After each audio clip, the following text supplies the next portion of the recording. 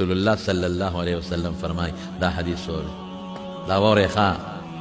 اے زما بندگان اے بندگان که تاسو دومره ګناه وکړئ چې د دې ځمکې نه واله د اسمان غاړو ته ورسېږي څومره ګناه چې دا ټوله ځمکه پرې ډکه شي او د اسمان غاړو ته ورسېږي او شرک دې نه کړی چې مشرک نه او ما ته سر ښکته کې توبه وباسې نو دا دومره د ګناه ځای به دله د بخښنې نه ډک کم هېڅ پروا مې نشته څونه مهربانه الله دی قسم په خدای که مور دونه مهربانه په بچي څونه چې الله مهربانه دی پیغمبر مبارک فرمایي پلار دونه مهربانه په بچي نه څونه چې الله په موږ مهربانه دی موږ د خدای دشمني کوو موږ منځونه نه کوو موږ د خدای خلاف کوو موږ دروغ وایو موږ غیبت کوو موږ حرام خوري کوو موږ هر څه کوو بیا هم خدای ډوډۍ راکوي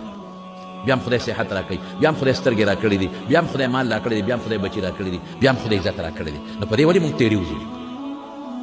الله ته توبه وکړو هر ماسخوتن چې کله سملی استغفار وایه